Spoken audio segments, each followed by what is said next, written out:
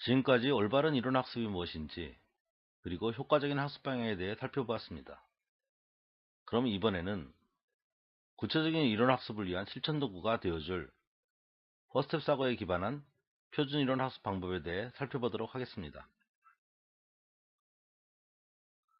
이론 학습의 구체적인 절차를 담고 있는 표준 이론 학습 과정에 대해 알아봅시다. 키포인트는 새로운 이론이라고 그냥 외울 것이 아니고 기존 이론들과의 연결을 통해 논리적으로 이해할 수 있어야 합니다. 왜냐하면 새로운 이론은 하늘에서 뚝 떨어져 갑자기 생긴 것이 아니고 유용한 결과를 얻기 위해서 기존 이론들의 새로운 조합을 통해 만들어진 것이기 때문입니다. 그런데 기존 이론들의 부분 이론들을 엮어서 새로운 유용한 결과를 창출해내는 것은 새로운 발명과도 같이 어려운 일이 분명하지만 이미 증명이 되어 있는 창출된 결과에 대해 그 과정을 이해해보는 것은 그리 어려운 일이 아닐 것입니다. 첫 번째 스텝, 내용 형상화. 이 과정은 주어진 내용들을 잘 파악하기 위한 것으로 과정과 결론, 그리고 그 관계에 대한 명확한 이해를 의미합니다. 먼저 새로운 이론의 내용을 읽고 그 내용을 상상해 봅니다. 구체적으로는 명제 P인명 Q이다의 관계에서 과정과 결론을 구분합니다. 그리고 과정으로부터 주어진 조건들을 찾아냅니다. 이때 용어의 정의 자체에 함축되어져 있는 숨겨진 조건들을 파악합니다. 두 번째 스텝, 목표의 이해. 이 과정은 목표 구체화를 통해 생각의 범위를 좁히는 것입니다. 몇 가지 케이스를 가지고 신규 이론의 구체적인 내용을 형성해 봅니다. 그리고 목표에 도달하기 위하여 구체적으로 필요한 것이 무엇인지 파악합니다. 세 번째 스텝, 솔루션, 길 찾기. 이는 이론의 연결에 해당되는 과정으로 지금까지 밝혀진 내용을 기반으로 목표 도출 과정 및 모르는 부분을 찾는 것입니다. 목표를 기준으로 하고 주어진 조건들을 실마리로 하여 관련된 배경 이론들을 이용하여 신규 이론을 도출해 나가는 전체적인 논리적인 과정을 찾아냅니다. 이 과정을 통해 자연스럽게 관련 이론의 연결이 이루어지겠죠. 그리고 새롭게 모르는 부분이 나올 경우 그것을 새로운 목표로 하여 지금까지 밝혀진 내용을 가지고 위 1, 2, 3의 스텝을 반복합니다. 이런 경우는 꽤 어려운 이론일 것입니다. 네 번째 스텝, 계획 및 실행. 이 과정은 앞서 밝혀진 사항들을 실천에 옮기고 필요한 사항을 보완하는 것입니다. 앞서 찾은 도출 과정을 직접 실행하고 생각한 대로 이루어지는지 확인합니다. 만약 생각한 대로 잘 이루어지지 않을 경우 우선 용어의 정의 및 관련 배경 이론에 대한 설명을 다시 살펴보고 본인의 이해도를 보완해야 합니다. 그리고 다시 도전하는 것이죠. 이해가 잘 안 되는 부분이 발생하거나 즉 스스로 설명이 잘 안 되는 부분에 대해서는 모두 체크하고 선생님에게 질문을 합니다. 특히 이론들의 상호 연관관계를 이해하여 자신의 지식 지도를 확장해 나갈 수 있어야 합니다. 여기서 한 가지 짚고 넘어가야 할 사항이 있는데 그것은 우리가 안다고 말하는 것에는 여러 단계가 있다는 것입니다. 잠시 그 차이를 살펴보도록 합시다. 안다고 하는 것의 가장 낮은 단계는 다른 사람이 설명을 해줄 때 그제서야 생각이 나는 경우입니다. 이렇게 아는 것은 평소에 써먹을 수가 없습니다. 그 다음 단계는 해당 내용을 외워서 기억을 하기는 하나 다른 사람에게 설명을 할 수 없는 경우입니다. 이렇게 아는 것은 똑같이 내용이 반복될 경우를 제외하면 조금만 변형이 되어도 써먹을 수가 없게 됩니다. 가장 높은 단계는 해당 내용을 상대방의 입장에서 다른 사람에게 설명해 줄 수 있는 경우입니다. 이때는 관련 이론들에 대한 연결 지도를 알고 있기 때문에 대부분의 변형 내용들을 이해하고 풀어갈 수 있습니다. 이제 설명이 잘 안 되는 부분을 체크하는 이유를 알겠죠? 정리하면 이론 공부의 주 목적은 1차적으로는 이론의 연결을 통한 지식지도 형성이라 할 수 있지만 이면에는 그 과정을 통해 주어진 상황에 대한 종합적인 이해 능력을 키워나가는 것입니다. 그리고 더 나아가 이론에 대한 자기주도 학습 능력을 키우는 것이라 하겠습니다. 그래야만 향후 스스로 자신의 관심 분야를 깊이 있게 연구해 나갈 수 있기 때문입니다. 그리고 하나의 이론에 대한 이해 과정은 신규 이론 자체를 목표로 한 문제 해결 과정과 같다고 할 수 있습니다. 즉 같은 사고 과정이므로 직접적인 이론의 이해 과정에 대한 훈련뿐만 아니라 논리적인 문제 해결 과정의 훈련을 통해서도 이론에 대한 이해 능력을 키워나갈 수 있는 것입니다. 자, 구체적인 표준 이론 학습 방법을 알았으니 이를 적용한 실제 이론 공부의 사례를 살펴보도록 하겠습니다. 첫 번째 이론은 중일 도형에 관한 기본 정리로 내용은 간단하지만 아이들이 제대로 이해하지 않고 그냥 결과만 외워서 안다고 생각하는 이론입니다. 오른쪽 그림과 같이 양변에 의해 같은 삼각형을 용어의 의미 그대로 이등변 삼각형이라고 합니다. 그리고 우리는 이등변 삼각형의 양끝과의 크기는 같다고 알고 있습니다. 그렇지만 왜 같은지 물어보면 제대로 대답하는 사람은 그리 많지 않습니다.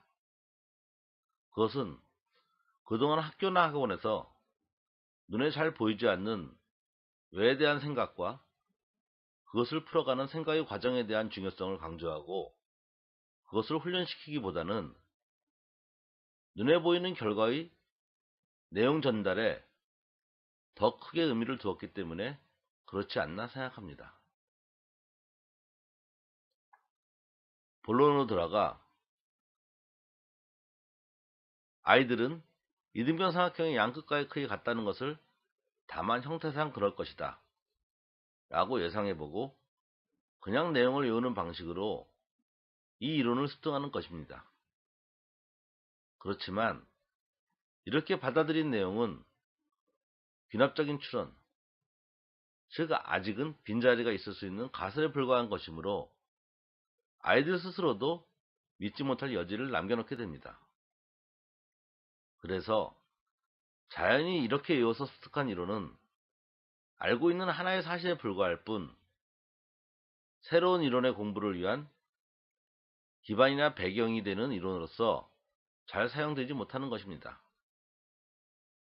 물론 지금 예를 들고 있는 이등변 삼각형 이론은 내용도 간단하고 자주 이용되어 반복 학습에 의한 자연스러운 세뇌가 되었을 것이므로 대부분의 아이들은 이러한 논지에서 벗어나 있을 수 있습니다. 그러나 상대적으로 복잡한 이론이나 반복 학습 기회가 적은 대부분의 이론들은 위의 논지에서 자유로울 수 없을 것입니다. 그럼 지금부터 누구나 믿을 수 있도록, 아니 아이들 자신부터 명확히 믿고 그것을 자신의 기반 이론으로 쌓아나갈 수 있도록 이 사실에 대한 연역적인 증명 과정을 이끌어 봅시다. 그리고 그로부터 문제 해결을 위한 실마리를 찾아가는 생각의 흐름을 느껴보도록 합시다. 정리. 이등변 삼각형의 양끝과의 크기는 같다. 첫 번째로 증명을 위한 사고의 과정을 살펴보면 처음 문제를 접하면 빨리 그리고 쉽게 해결하려는 조급함이 앞서 주변 상황을 꼼꼼히 보지 않고 지름길을 찾으려고 하는 사람이 많은 것은 인지상정입니다. 그러한 사고 행동 중에 하나가 깊이 있는 사고를 필요로 하는 문제에서 자세한 상황에 대한 분석 없이 몇 가지 드러나는 사실만을 가지고 알고 있는 유사한 파트너를 찾아서 이 문제에 적용하라고 하는 방식입니다. 그런데 알고 있는 사항 중 유사한 패턴이 없거나 찾아내서 적용하는 패턴이 잘 맞아떨어지지 않을 경우 무척 당황하며 미궁에 빠지게 됩니다. 왜냐하면 패턴은 상황이 잘 맞아떨어질 경우 실행시간 전략에 많은 도움을 주나 그렇지 못할 경우 오히려 악재가 될 수 있기 때문입니다. 즉, 정확한 상황 분석 및 논리적 사고를 통해 사고의 흐름을 찾아내는 것이 패턴 적용에 앞서 반드시 해야 하는 일인 것입니다. 내용 형성화 및 목표 구체화. 우선 목표는 무엇이고 내가 무엇을 가지고 있는지 현재 상황을 정리해 봅시다. 두 각의 크기가 같다는 것을 보여야 하는데 가진 내용이라곤 두 변의 길이가 같다는 것 뿐입니다. 솔루션 찾기, 조건을 실마리로 하여 접근 방법 찾기. 첫 번째, 현재 주어진 상황 판단. 여기서 판단할 수 있는 것은 주어진 조건이 적어서 일반적인 방정식 풀이 방법으로는 문제를 해결할 수 없다는 것입니다. 두 번째 해결 방법 모색. 그럼 도형 관련하여 배운 이론 중 관련 있는 것을 찾아봅니다. 예를 들어 닮음이나 합동을 통해 대응하는 각의 크기가 같다는 것을 이용하는 것입니다. 세 번째, 방향에 따른 상황 재판단. 그런데 닮음이나 합동을 이용하려면 도형이 두 개 있어야 하는데 현재 도형은 하나밖에 없다는 사실을 인지합니다. 네 번째, 효율적 실행 방향 모색. 따라서 여기서 생각할 수 있는 방법은 확장을 통해 도형을 두 개로 만드는 것입니다. 그러면 확장의 방향은 어떻게 해야 할까요? 1차적으로 효율성을 위하여 현재 주어진 조건을 이용하는 방향으로 찾아야 합니다. 즉, 두 변과 두 각을 하나씩 포함하는 도형 두 개를 만드는 방법을 찾아야 하는 것이죠. 계획 및 실행. 이렇게까지 생각을 전개할 수 있다면 자연스럽게 아래의 실행에 이르게 될 것입니다. 아래 두 방법 중 어느 것을 선택해도 무방하다 할 것입니다. 목표 지점까지 가는 길은 많을 수 있으니까요. 좌측은 수선을 내려서 도형 두 개를 만들었고 우측은 각의 이등분선을 내려서 도형 두 개를 만들었습니다. 좌측 그림에 있는 접근 방법 1을 살펴보면 삼각형 ABD와 삼각형 ACD가 RHS 합동을 이루게 되므로 각 B와 각 C가 같다는 걸 볼 수 있습니다. 우측 그림에 있는 접근 방법 2를 살펴보면 삼각형 ABD와 삼각형 ACD가 SAS 합동으로 같다는 걸 알 수 있습니다. 따라서 각 B와 각 C가 같다는 결론에 이르게 됩니다. 처음에는 이런 방식으로 이론을 공부하는 것이 시간이 더디고 답답하게 느껴질 수 있을 것입니다. 그렇지만 이론에 대한 이러한 공부 방식은 다음과 같은 장점을 가지고 있습니다. 이론을 가장 정확하게 이해하고 오래 기억하는 방법입니다. 그냥 외운 것은 쉽게 이어집니다. 그러나 이해한 것은 연결된 끈이 많으므로 오래 기억됩니다. 이론의 증명 과정에서 신규 이론과 배경 이론들과의 연결 및 반복 적용 훈련이 자연스럽게 이루어집니다. 즉 자신의 이론 지도가 생성 확장되는 것이죠. 이론 공부를 통해 아울러 문제 해결을 위한 논리적인 사고 과정에 대한 훈련을 하게 됩니다.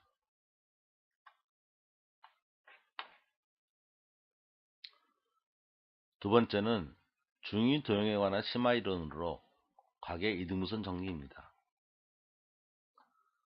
오른쪽 그림과 같이 한 각의 이등분선과 마주보는 변과의 교점이 생길 때 다음의 관계가 성립됩니다.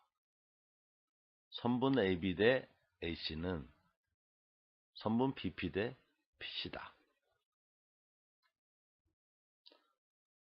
증명을 위한 사고의 과정을 알아보면 이번 정리는 주어진 조건을 이용해서 실마리를 찾아가는 기본 문제 해결 원리를 잘 적용하는 것은 물론 한 단계 더 나아가 확장을 해야만 증명할 수 있는 비교적 난이도가 있는 어려운 문제입니다.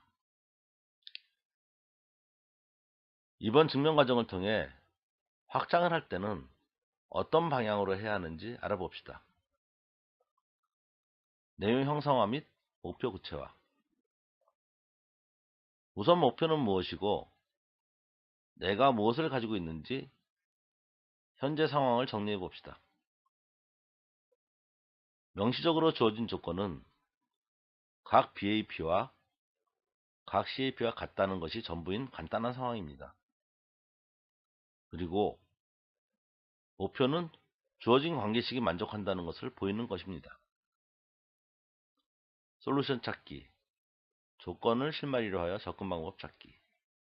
첫 번째, 현재 주어진 상황 판단. 가정으로 주어진 조건은 간단하지만 목표 관계식이 비례식 형태이므로 닮은 비가 관련되어 있음을 알 수 있습니다. 따라서 관계식에 사용된 변들을 가진 닮은 삼각형 두 개를 찾는 것으로 해결 방향을 잡을 수 있습니다. 그런데 문제는 현재 형성화된 모양 그대로를 가지고는 닮은 삼각형 후보들이 보이지 않는다는 것입니다. 두 번째, 해결 방향 모색. 닮은 비와 관련이 있는데 현재 구도로는 닮은 삼각형이 보이지 않으므로 확장을 통해 닮은 삼각형을 만들어내는 방법을 모색해야 합니다. 그러면 확장의 방향은 어떻게 해야 할까요? 1차적으로 효율성을 생각한다면 현재 주어진 조건들을 이용하는 방향으로 찾아야 합니다. 즉, 두 각이 같음을 이용해서 닮은 삼각형 두 개를 만드는 방법을 찾아야 하는 것이죠. 각과 연관된 우리가 쉽게 떠올릴 수 있는 정리로는 평행선 정리, 예를 들어 동위각, 억각의 크기가 같다가 있습니다. 그것을 이용하여 한번 확장을 시도해 보시죠.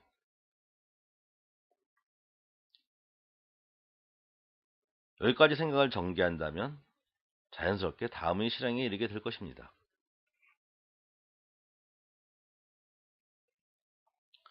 계획 및 실행. 선택한 접근 신호에 따라 효율성을 고려하여 순서에 따라 하나씩 실행한다. 첫 번째, 평행선 정리를 이용한 확장을 위하여 점 C로부터 선분 AP에 평행한 반직선을 긋습니다. 그리고 선분 AB 연장선과의 교점을 2라고 잡습니다. 이렇게 확장하고 보니 두 개의 닮은 삼각형이 나타남을 알 수 있습니다. 즉 삼각형 BPA와 삼각형 BC는 닮음이 됩니다. 두 번째, 평행선 정리에 따라 각 BAP와 각 BEC는 동위각으로 같습니다. 마찬가지로 각 CAP와 각 AC는 억각으로 같습니다. 따라서 선분 AC와 선분 AE가 같은 삼각형 AC는 이등변 삼각형이 되는 것입니다. 세 번째, 스텝 안에서 삼각형 BPA와 삼각형 BC가 닮음이고 스텝 2에서 선분 AC와 선분 A가 같으므로 선분 AB 대 AE는 선분 BP 대 PC와 같고 따라서 자연스럽게 선분 AB 대 AC는 선분 BP 대 PC와 같게 됩니다. 자, 결과가 도출되었죠? 다시 한번 이런 방식의 증명 과정을 통해 이론을 공부했을 때의 장점을 상기해 봅시다. 이론을 가장 정확하게 이해하고 오래 기억하는 방법입니다. 그냥 외운 것은 쉽게 잊혀집니다. 그러나 이해한 것은 연결된 끈이 많으므로 오래 기억됩니다. 그리고 이론의 증명 과정에서 신규 이론과 배경 이론들과의 연결 및 반복 적용 훈련이 자연스럽게 이루어집니다. 이론 지도의 생성 및 확정이 자연스럽게 되는 것을 말하고요. 이미 공부했던 이론인 닮은 삼각형 찾기, 평행선 정리, 그리고 비례 관계에 대한 적용 연습 또한 수행을 하였습니다. 외운 풀이 패턴에 의한 단순 문제 해결이 아닌 상황 분석과 주어진 조건을 이용해 논리적으로 실마리를 찾아가는 사고 과정에 대한 훈련을 하게 됩니다. 더욱이 이번 증명에서는 1차적으로 막힌 상황에서 문제 해결 실마리를 찾기 위해 확장을 어떻게 해야 하는지 알아본 것이 큰 의미가 있다 하겠습니다. 지금까지 이해한 내용을 정리하면 우측 그림과 같은 각의 이등분선 정리에 관한 이론관 초기 지도를 얻을 수 있을 것입니다. 자, 이렇게 공부를 하면 이론의 개념과 원리가 잘 이해되겠죠? 그럼 지금부터는 고등학교 이론의 사례를 공부해 봅시다. 세 번째는 고일 함수 이론으로 수직인 두 직선의 기울기의 곱은 -1이다 라는 정리입니다. 스텝 1. 내용 형상화.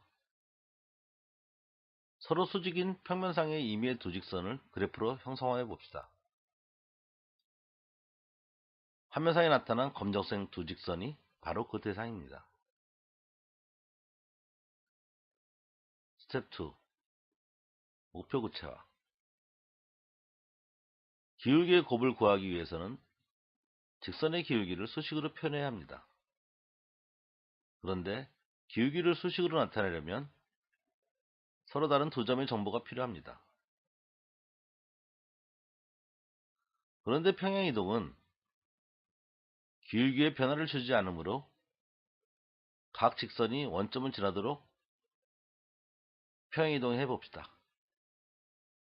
그러면 우측 그림처럼 되는데, 이는 상황이 좀 더 간결해졌을 뿐만 아니라 두 직선에 똑같이 한 점으로서 원점의 정보가 구체화된 셈이 됩니다. 그러나 기울기를 구하기 위해서는 원점 이외에 다른 한 점이 더 필요하므로 주어진 상황, 수직 조건에 맞게 그것을 구체화하는 방법을 연구해야 합니다. 스텝 3. 솔루션 찾기. 기울기를 구하기 위해서는 두 점이 필요한데 원점이 주어졌으므로 또 다른 한 점을 나타내기 위해 직선 1-1에서 임의점 AB를 상정해 봅시다.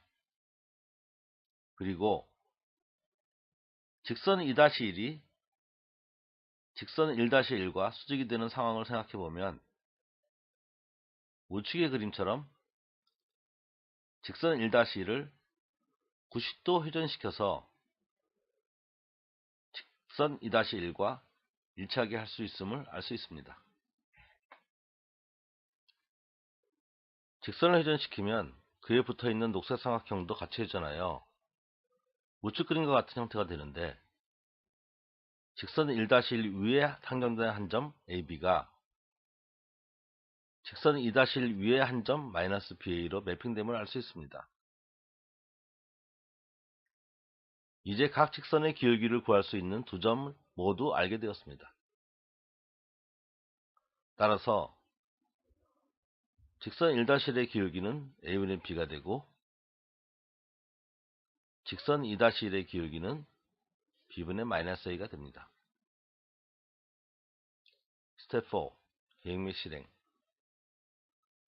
스텝 3 과정에서 나타난 내용을 가지고 실제 계산을 수행하면 서로 수직인 두 직선의 기울기의 곱은 -1이 됩니다.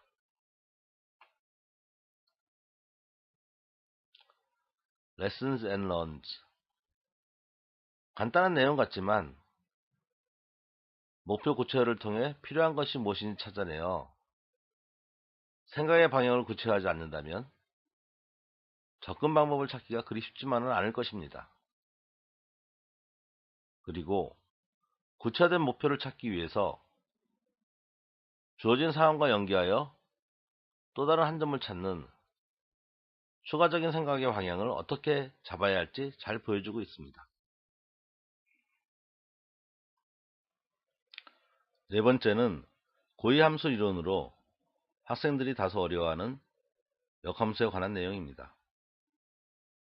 원함수와 역함수의 관계에서 대응하는 두 점에서의 접선의 기울기의 곱은 1이다 라는 정리입니다. 스텝 1. 내용 형상화. 이번에는 직선이 아닌 일반 함수에 있어서 원함수와 역함수의 상호 대응점에서의 접선의 기울기가 서로 어떤 관계를 가지는지 알아봅시다. 원함수와 역함수의 관계는 정역과 공역이 서로 바뀐 1:1 대응 관계이므로 점을 기준으로 생각한다면 원함수상의 임의의 점 AB가 역함수상의 점 BA로 대응하게 됩니다. 그리고 이 두 점은 직선 y=x에 대하여 서로 대칭이 됩니다. 이렇게 대칭인 상황을 구체적으로 표현하면 두 대응점을 잇는 직선은 직선 y=x의 수직이 되며 직선 y=x에서 두 대응점에 이르는 거리는 같다고 할 수 있습니다. 이러한 내용을 기반으로 주어진 내용을 형성하면 우측 그림과 같습니다. 접선의 기울기를 구하려면 순간 기울기인 미분의 개념을 배경 이론으로 알고 있어야 합니다. 이제 원함수 y=fx에 대한 x=a에서의 기울기, 즉 미분계수를 구해봅시다. f.a는 리미트 x가 a로 갈 때 델타 x분의 fa 플러스 델타 x 마이너스 fa. 이 미분계수는 바로 국소 구간 a, a 플러스 델타 x에 대한 fx의 변화율에 해당합니다. 그리고 이 순간 변화율 계산에는 두 점 a, fa와 a 플러스 델타 x, fa 플러스 델타 x가 관계되어 있음을 상기합시다. 다음으로 대응점에서의 역함수 y 이퀄 f-1x의 기울기를 구해봅시다. 역함수 y 이퀄 f-1x의 점들은 y 이퀄 fx의 점들과 y 이퀄 s 직선의 대칭관계를 이루므로 원함수의 미분계수를 구할 때 사용했던 점 a, fa와 a 플러스 델타 x, a 플러스 델타 x는 우측 그림처럼 fa, a와 fa 플러스 델타 x, a 플러스 델타 x로 각각 옮겨지게 됩니다. 그리고 이렇게 옮겨진 역함수상의 두 점 또한 국소 구간을 이루므로 원함수의 점 a 플러스 fa에 대응하는 역함수의 점 fa, as의 미분계수, 즉 접선의 기울기를 구해보면 f-1.fa는 리미트 x가 fa를 갈 때 fa 플러스 델타 x 마이너스 fa 분의 a 플러스 델타 x 마이너스 a가 되며 이를 역수를 취해보면 f.a분의 1과 같이 됩니다. 스텝 2. 목표 구체화. 내용 형상화 과정에서 배경이론을 구체하면서 자연스럽게 모든 실마리가 풀렸습니다. 그것은 대응점에서의 역함수 미분에 대한 형상화가 가능했기 때문일 것입니다. 스텝 3. 솔루션 찾기. 대응하는 두 점의 기울기가 모두 수식으로 구체화됐으므로 그 둘을 곱해서 결합값을 확인하면 원함수와 역함수의 관계에서 상호 대응하는 점에서의 접선의 기울기의 곱은 1이 됨을 알 수 있습니다. 스텝 4. 계획 및 실행. 이론 과정에서 나타난 내용을 가지고 실제 계산을 수행하면 그 결과를 확인할 수 있습니다. Lessons and Learned.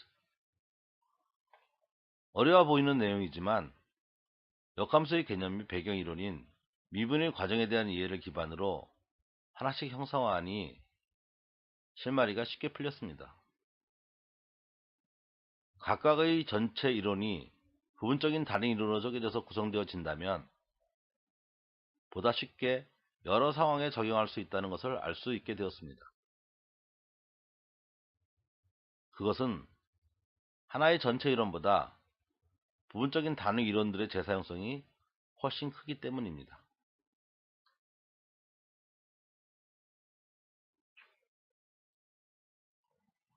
마지막 사례는 고3 통계의 기본 원리에 해당하는 분산의 개념에 대한 내용을 묻는 것입니다. 그렇지만 이 질문에 올바른 대답을 하는 사람은 좀처럼 찾기 어려울 것입니다. 왜 분산은 편차들에 대한 절대값의 평균이 아닌 제곱의 평균을 이용할까요?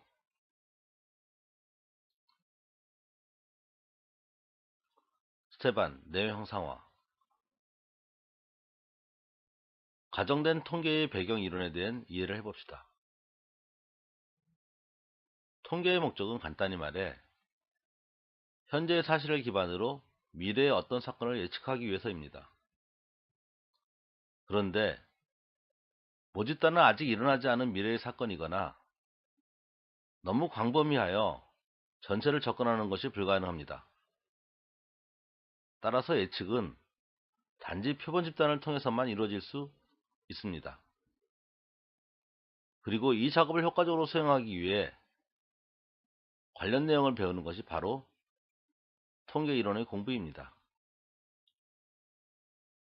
예측의 대상은 주로 표본의 대표값을 가지고 예측을 수행합니다. 이러한 대표값으로는 표본의 분포 특성에 따라 평균값, 중앙값, 최빈값 등을 사용할 수 있는데 주로 평균값을 이용합니다.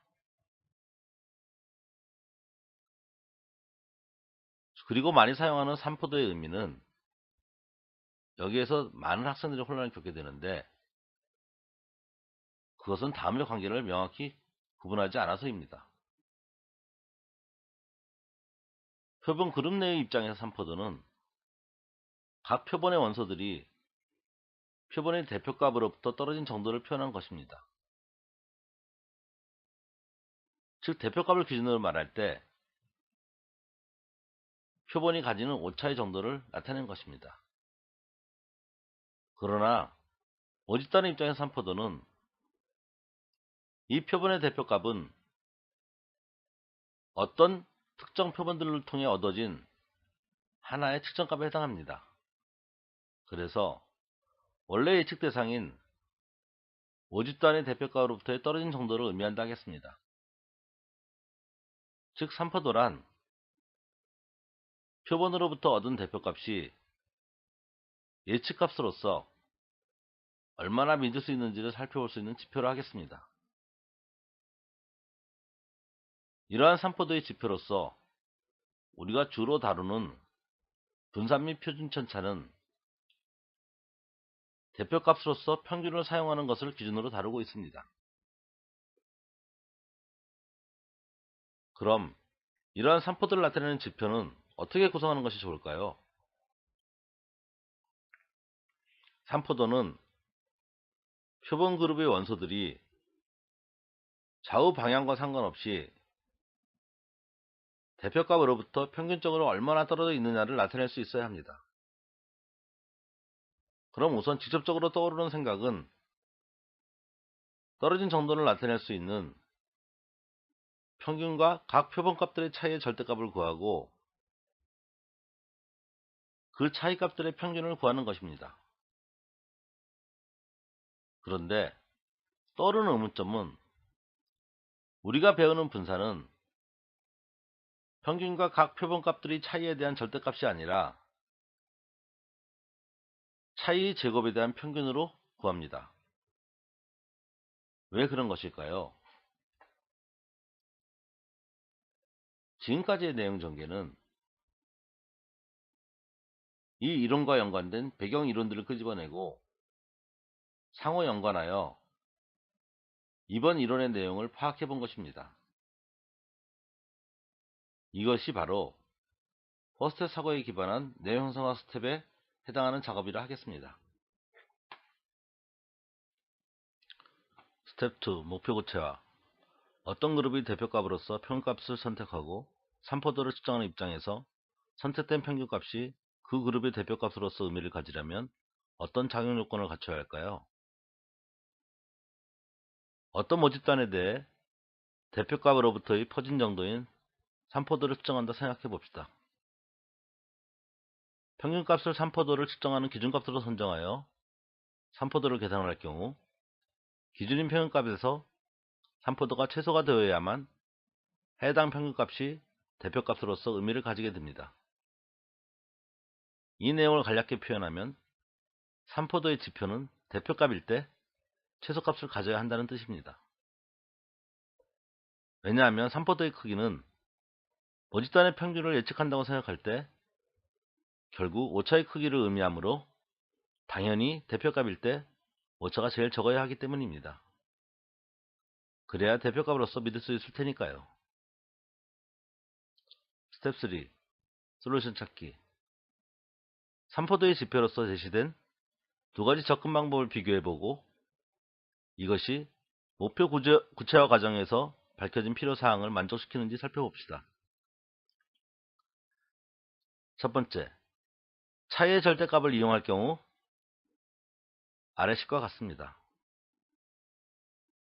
이 식의 그래프로 나타내면 우측이 그린 것 같습니다. 그런데 이럴 경우 삼포도의 지표는 순서상 가운데 이차값 50일 때 최소값을 가지게 됩니다. 이렇게 되면 평균값 70이 대표값으로서 의미를 가지지 못하게 되므로 문제가 발생합니다. 그럼 두 번째로 차이의 제곱을 이용하여 분산값을 구하는 경우에 대해 살펴보도록 하겠습니다. 물론 모집단에서 추천한 표본은 같은 데이터를 사용하고 있습니다. 차이의 제곱값을 이용하는 경우 이 식은 아래와 같습니다. 이 식을 그래프로 나타내면 우측에 그린 것 같은데 앞의 경우와 다르게 삼포도의 지표는 평균값 70일 때 최소값을 가지게 됩니다. 즉 이것은 신뢰도의 측면에서 평균값이 그 그룹의 대표값으로서 의미를 가질 수 있음을 뜻한다 하겠습니다. 참고로 가우스의 최소제곱법 이론을 살펴보면 이에 관한 좀 더 자세한 내용을 알아볼 수 있습니다. 스텝 4. 계획 및 실행. 이론 적용 과정에서 나타난 실제 계산을 수행하고 결과를 확인합니다.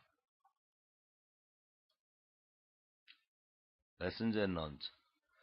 비록 삼포도 지표를 위해서는 편차의 절대값을 이용한 계산이 의미상 보다 직관적일지라도 이를 선택하지 못하고 제곱의 평균을 이용한 분산을 삼포도 지표로 쓰는 것은 평균을 대표값으로 삼았을 때에는 이러한 분산을 이용한 삼포도가 비로소 의미를 가지게 되기 때문입니다.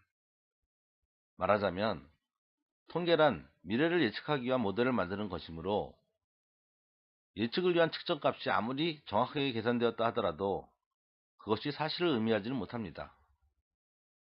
왜냐하면 아무리 그래도 그것은 참값이 아니라 여전히 측정값이기 때문입니다. 즉 통계에서는 정확한 측정값보다는 예측 목적에 부합되는 모델이 더 큰 가치를 지닌다 할 수 있습니다. 자, 이제 사례로 제시된 5개의 이론 설명을 모두 마쳤습니다. 이론에 대한 이해가 잘 되셨나요? 그리고 자신만의 이론 지도를 만들 수 있었나요? 그렇게 되었기를 바라겠습니다. 이제 퍼스텝 사고에 기반한 올바른 이론 공부의 방법을 알게 되었습니다. 그럼 다음은 이번 강의의 마지막 슬라이드로 이 모든 걸 종합하여 실행에 옮길 때 과연 실질적인 사고 능력 향상을 위해서는 어떤 노력을 해야 하는지 알아보도록 하겠습니다. 사고 능력을 향상시키려면 무엇이 필요할까요? 자연스러운 이해의 흐름을 위해서 이것을 병을 치유하는 과정에 비유해 설명해 보도록 하겠습니다. 화면상에 나타난 각 단계를 비교하시면서 제 설명을 들어보시기 바랍니다. 열이 나고 아파서 병원에 갔습니다. 그래서 여러가지 검사도 하고 엑스레이도 찍었는데 별 증상이 나타나지 않았습니다. 그러면 여러분은 좋다고 생각하십니까? 아니죠. 여전히 아프기 때문에 증상이 나타나지 않았다면 아마도 더 정밀검사를 하게 될 것입니다. 그리고 어떤 증상이 나타나게 되면 치료의 기회를 발견한 것이므로 아픈 상태에서는 다행으로 생각해야 합니다. 그런데 만약 열이 난다고 단순히 해열제를 먹기만 한다면 치료가 된 것일까요? 아니죠. 증상의 원인을 해결한 것이 아니라 증상 그 자체만 없앤 것이므로 시간이 지나면 다시 아파올 것입니다. 따라서 의사선생님은 나타난 증상을 가지고 그것을 일으키게 한 원인을 찾게 되고 그에 따라 필요한 처방을 내려줄 것입니다. 그리고 환자는 처방전에 따라 약을 먹기도 하고 식이요법, 운동 등 필요한 치료활동을 하게 될 것입니다. 그렇게 요구되어지는 기간 동안 치료활동을 잘 해야만 병의 원인이 제거되고 비로소 건강해지게 되는 것입니다. 사고 능력이 향상되는 과정도 이와 같습니다. 아직 학생은 스스로의 선택에 책임질 수 있는 사고 능력을 갖추지 못한 뭔가 부족한 상태에 있는 것으로 볼 수 있습니다. 즉, 사고 능력 측면에서 아직 충분히 건강하지 못한 아픈 상태로 볼 수 있는 것이지요.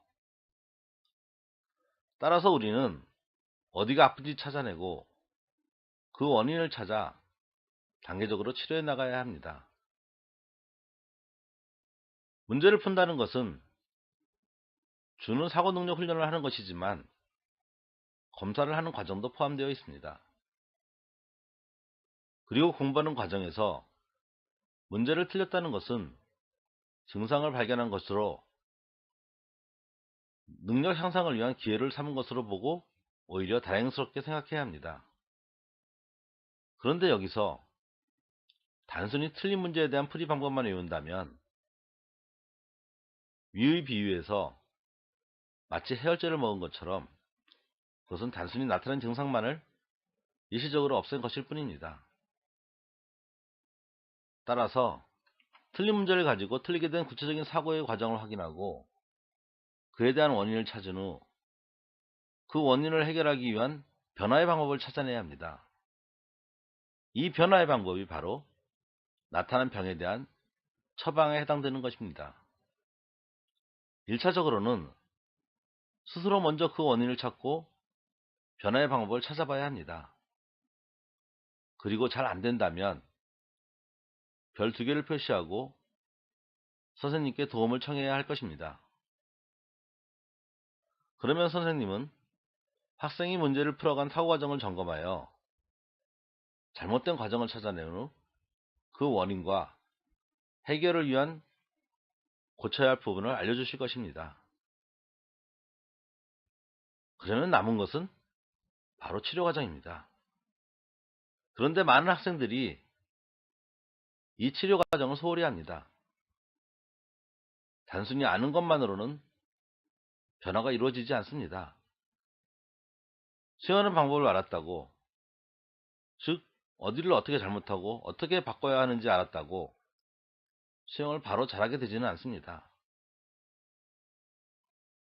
변화의 내용을 분명하게 인지하고 반복해서 그 내용을 적용하는 연습을 함으로써, 그리고 변화의 내용이 내 몸에 체득이 돼야, 즉 근육이 붙어야 비로소 잘할 수 있게 되는 것입니다. 절대 잊지 마시기 바랍니다. 실질적인 변화를 일으키는 이 치료의 과정을 잘 수행해야만 비로소 틀린 문제를 기회로 해서 자신의 사고 능력을 향상시킬 수 있게 될 것입니다. 변화가 없으면 발전도 없습니다. 조급해하지 말고 올바른 방법으로 꾸준히 훈련해 나간다면 누구라도 점점 똑똑해질 수 있습니다. 여기서 올바른 방법으로는 방향을 의미하고 꾸준히 훈련해 나간다는 변화의 행동과 꾸준함을 위한 습관을 의미한다 하겠습니다. 이번 시간을 통해 올바른 이론학습이 무엇인지, 그리고 퍼스트 사고 과정에 기반한 이론학습 방법을 이해하는 데 있어 유익한 시간이 되었기를 바랍니다. 다음 시간에는 지금까지 방향과 방법에 대한 이해를 바탕으로 어떤 과정과 절차를 가지고 수학의 이론학습과 문제풀이, 그리고 클리닉 학습을 진행해 나갈 것인지 자기도 학습 과정의 실천적인 내용에 대해 살펴보도록 하겠습니다. 궁금하신 점이 있으시면 답글 남겨주시기 바랍니다. 감사합니다.